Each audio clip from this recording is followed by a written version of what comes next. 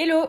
Cette année, j'ai créé ma propre liste pour le Inktober que j'ai appelé le Inktomorph. Il s'agit de 31 thèmes pour créer, que ce soit du dessin numérique ou traditionnel, de la céramique, de la broderie, de la linogravure ou même de la cuisine. Enfin bref, à partir du moment où vous êtes créatif, vous pouvez sélectionner un thème pour vous amuser. Mais pour vous expliquer comment les choses se sont mises en place, il faut revenir un petit peu en arrière. Tout d'abord, le Inktober, c'est quoi? Pour ceux qui ne connaissent pas, il s'agit d'un défi qui a été créé par Jake Parker, qui est une liste de 31 idées de dessins. Et en fait, pendant tout le mois d'octobre, tu fais un dessin par jour. Et initialement, vu que ça s'appelle Inktober, tu es censé faire un dessin à l'encre, mais c'est vrai qu'au cours des dernières années, il y a toutes les disciplines en fait qui se retrouvent dans la liste et je trouve que c'est bien mieux parce que ça permet vraiment en fait de toucher beaucoup plus de monde et t'es pas forcément handicapé par rapport au médium que tu as tendance à utiliser. Donc du coup, moi j'ai décidé de ne pas suivre la liste officielle parce que j'ai l'impression qu'à chaque fois c'est un peu toutes les mêmes thématiques et c'est des thèmes que je n'ai pas tendance à illustrer. Donc j'ai décidé de suivre la liste de Furry Little Peach. Well, look who decided to show up. I'm just kidding. Parce que c'est une liste où il y a vraiment un certain engouement autour. Je voulais vraiment trouver en fait une liste où il y avait beaucoup de gens qui participaient, où je savais qu'il y avait des dessins qui étaient republiés, juste le fait d'être un petit peu dans une sorte de communauté. Et je sais que Furry Little Peach, grâce à sa liste, elle arrivait à créer ça en fait sur ses réseaux. Donc mi-septembre, je me motive, je me dis c'est bon, j'ai ma liste, c'est parti, je vais la suivre. Et je suis motivée pour faire 31 dessins pendant le mois d'octobre. Et très rapidement, je me retrouve bloquée une fois de plus parce qu'on est face à des thèmes qui ne sont pas forcément des thèmes que j'ai tendance à illustrer la plupart du temps. Si vous suivez mon travail, c'est vrai que j'illustre plus des scènes du quotidien que des thèmes fantastiques, on va dire. Donc ouais, je me retrouve bloquée une fois de plus et un soir, je me dis mais en fait, pourquoi pas créer ma propre liste? J'aurais pu créer ma liste et je l'aurais appelée le Inktober parce que ça va trop bien. Là, je me chauffe, j'envoie un message à mes potes, je leur dis ça vous dit que je fasse ma propre liste, ils trouvent ça trop bien et je décide de la lancer. Le seul problème, c'est que le terme Inktober était déjà pris.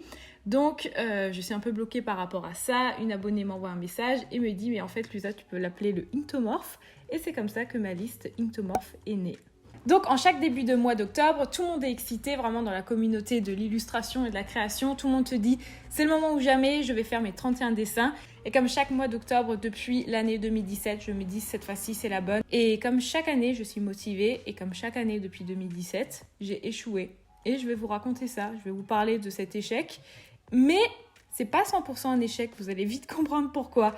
Alors, tout commençait très bien, c'est-à-dire que j'étais inspirée par les premières illustrations. Forcément, c'est comme n'importe quelle routine. Au début, tu as toujours la motivation. Comme lorsque tu te mets au sport, au début, tu dis c'est trop bien, je vais suivre un programme et je vais être vraiment motivée. Moi, c'est pareil. Au début, j'étais motivée. Je me suis dit, je vais faire une illustration par jour. À côté de ça, j'ai commencé à faire une vidéo par jour aussi que j'ai mis sur mon compte TikTok. Mais très rapidement, j'ai arrêté ça parce que je me suis rendu compte que ça prenait pas. Et j'ai pas forcément envie de créer du contenu juste pour créer du contenu en fait. À la base, cette idée de faire un dessin par jour en version vidéo, je l'avais vue sur le compte de Elisa Design, je sais plus exactement son hâte. Qui avait fait ça en fait, un logo par jour pendant 15 jours et j'ai trouvé ça trop inspirant. Je me suis dit bah tiens, je pourrais faire pareil avec mes illustrations, sauf que moi en fait ça n'a pas du tout pris et je me suis dit bon ça sert à rien, je vais arrêter.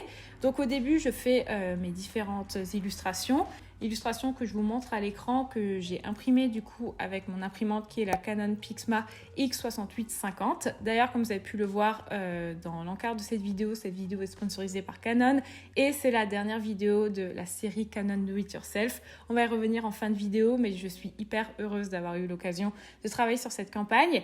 Et donc, grâce à cette imprimante, c'est vrai que j'ai réussi à imprimer quand même beaucoup de mes illustrations et j'ai réussi à faire différents objets.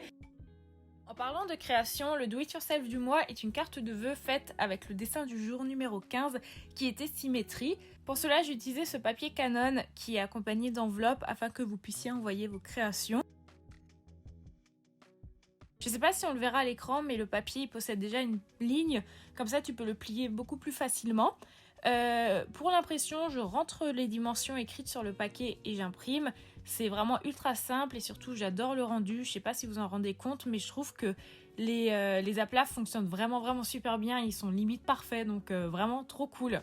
Et donc voilà, il y a la motivation du début, je fais plein d'illustrations et d'un coup ça s'arrête Et pourquoi est-ce que ça s'arrête en fait? Il y a 2 raisons principales, 2,5, voire 3 on va dire.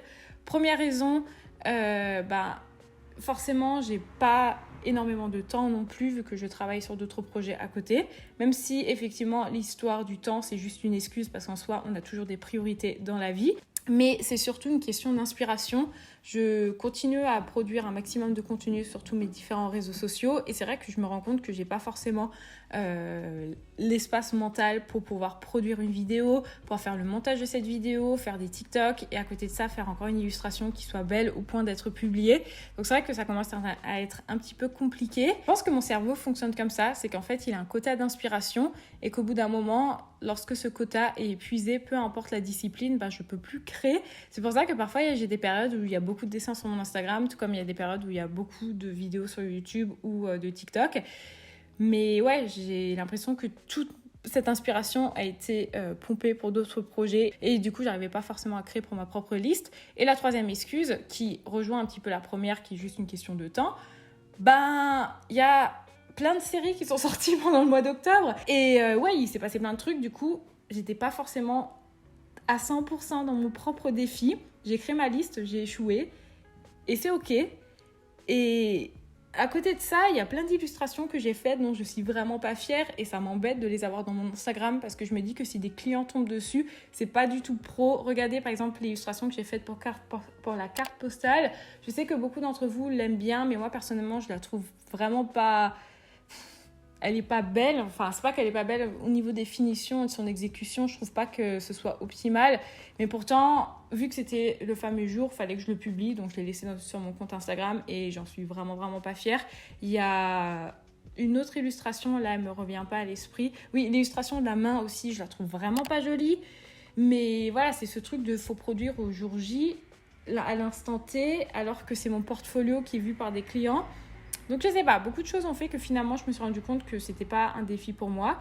Et s'il faut répondre à la question, ai-je loupé Linktober cette année comme toutes les années depuis 2017? La réponse est oui. Est-ce un échec? Non, quand même pas, parce que ça m'a apporté plein de chouettes choses et je voulais quand même en discuter. Déjà, la première des choses, ça m'a quand même aidé un peu à pas à développer mon style, mais un peu plus à définir ma manière de dessiner. Plus le temps avance, plus je me rends compte que j'aime dessiner avec des aplats et des gros volumes en matière de forme et que je m'éloigne progressivement du dessin détaillé qui a été quand même un style de dessin que j'avais vraiment pendant plusieurs années.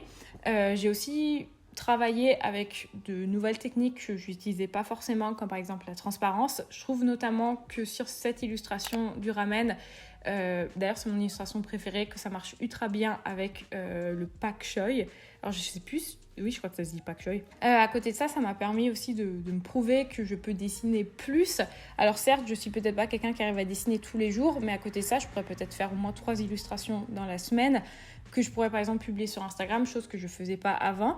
Et ça m'a juste permis aussi de me rendre compte qu'il y a énormément de personnes hyper talentueuses qui me suivent sur cette plateforme. Je trouve vraiment que ça a été un super challenge qui a permis de rencontrer virtuellement plein d'artistes, de découvrir plein de comptes. Je vous invite d'ailleurs à taper le hashtag Inktomorph pour pouvoir trouver plein de comptes.